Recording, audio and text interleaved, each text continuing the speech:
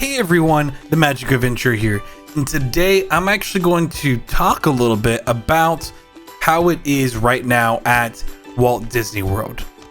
Let's get into this.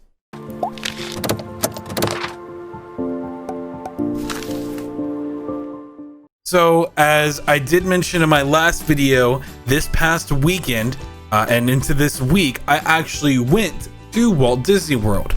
I was able to spend a day in Epcot, then in Magic Kingdom, and then following that day in Hollywood Studios. And there's a few different things I kind of wanted to touch on that I experienced at the parks. The first thing I want to touch on is the crowd levels.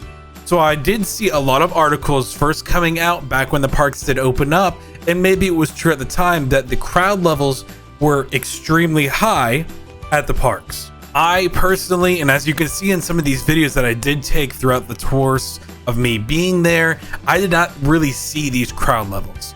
Now, that doesn't mean that I didn't see areas of the park or maybe different crowds of people all moving together, but overall, especially compared to the other times I've been to Walt Disney World, these crowd levels were super low.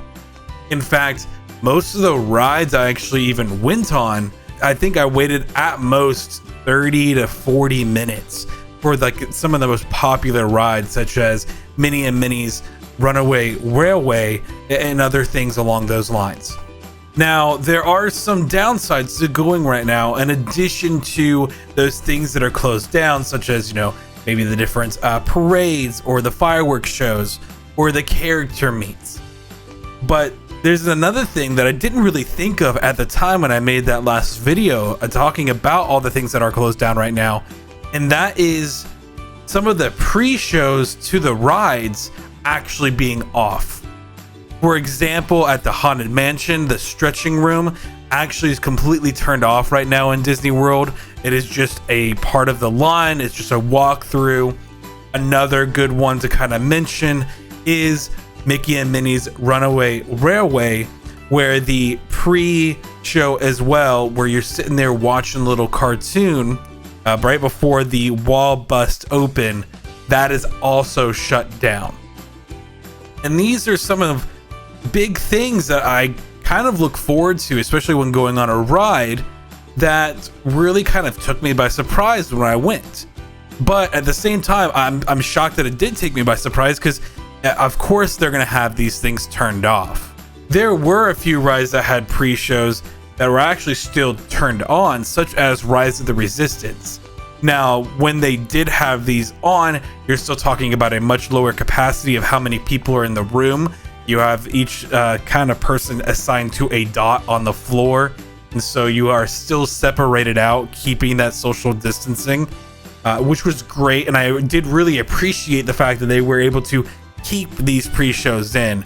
But another pre-show that they had turned off was the Tower of Terror. When you're standing in that room right before you go into the basement, and you are watching the little show on the television in the corner of the room, that was also turned off and just a walkthrough as well.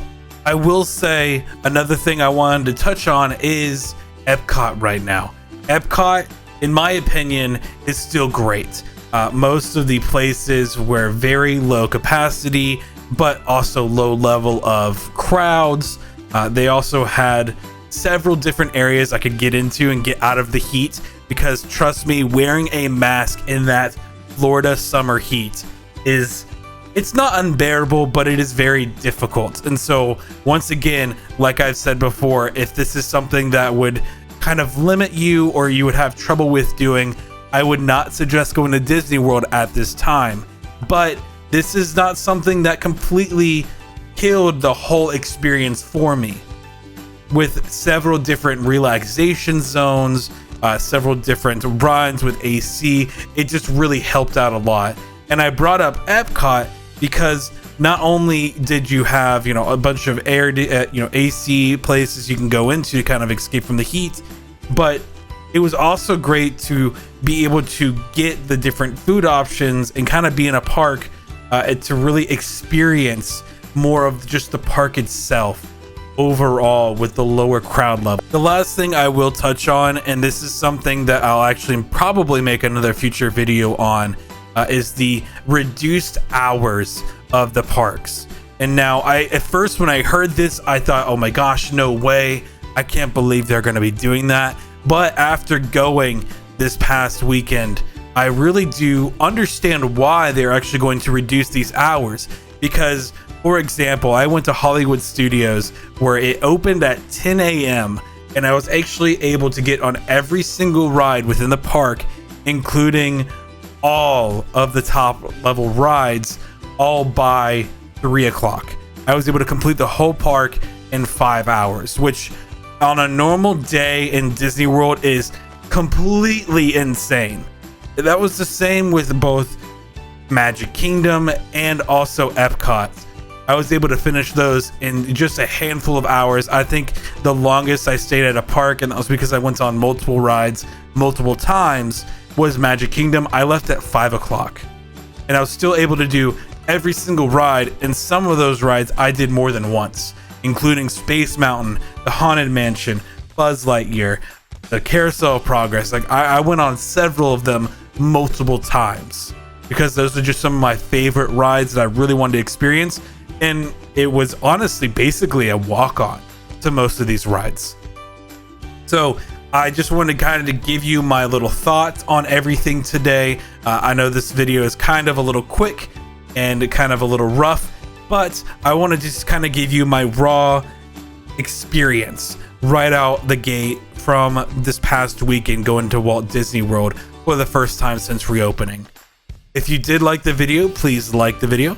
If you want to keep up to date with all future Disney news, please subscribe. I'm going to be going back to the parks probably in either late September or October, so stay tuned for that. But I am the Magic Adventurer, and I'll see you next time.